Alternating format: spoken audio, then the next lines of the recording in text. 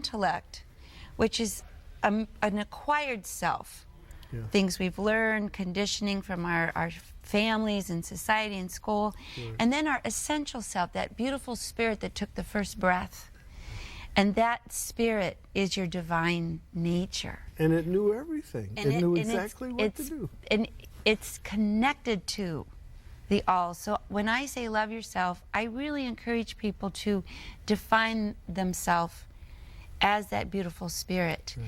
And we're learning, and human beings make mistakes, and we're all certainly guilty, but we're just a work in progress. But that self that gives us life, that life force, that what we love in a baby, we love in an infant that's just taking that, your heart opens, that same breath is what's keeping us alive. So that's the self that I really encourage people to start considering as who they are. Right. And yeah, it's so true, because I find, you know, my 3.5-year-old little boy is my biggest teacher.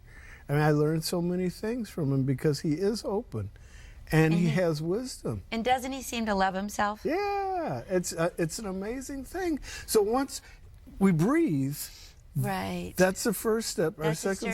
There's a couple other really great steps.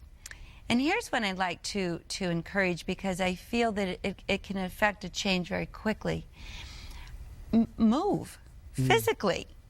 When you're stuck and you're in that negative phase and you're you know, it's lions and tigers and bears, oh my, and I'm under attack, move. Walk around the block. I have a good story for you real quickly. In the 80s, I believe, Donald Trump went bankrupt. And he lost all his money, and he purchased some land in Atlantic City, and he was stuck. So what he did is he hired a couple of tractors to come, and all they did was pick up the dirt and move it from one side of the beach to the other. And he invited all these investors to come, and he said, see what we're doing here? We're just so busy here. And those investors all invested. And in one day he went from broke to back in business because he was moving the earth.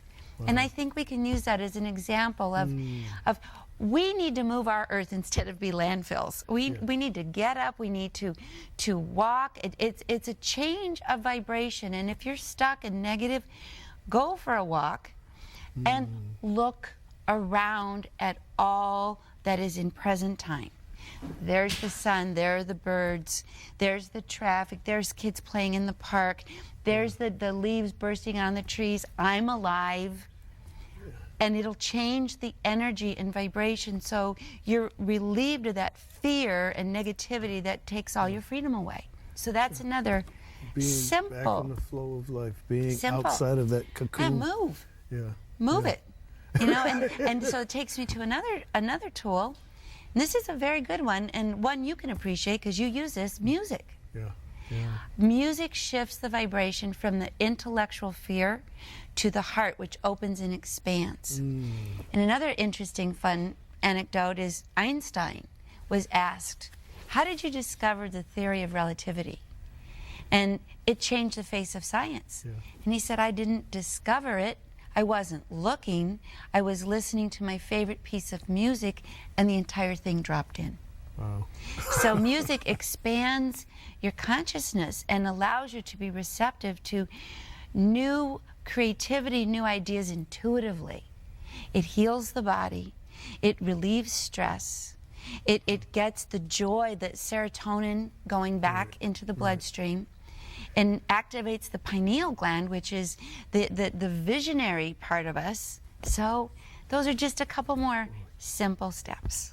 Well, as you talk with audiences, I mean, you've traveled all over the world the last few years several times. What are you picking up from people who come to see you that are doing workshops with you? What are they learning as they apply these? That's a good question. I think that people are coming as sort of a defiant resistance to all the negativity that's being thrown at them. Okay. And they're saying that they intuitively suspect that there's more to life than just being threatened and terrified. Yeah. Yeah. And so they come partly to experience the information I share, but also one another. Yeah. And to realize I'm not alone, and I'm not naive to be positive, and I'm not naive to believe in my intuition, and I don't have to justify it, and I don't have to push it to the back of the barrel. I can live from this creative, intuitive, inspired place. And inspiration, that word comes from the word spirit. Yeah. It means bring your spirit in. And so there's a wonderful collaboration and community in coming together to these workshops. And we have a lot of fun.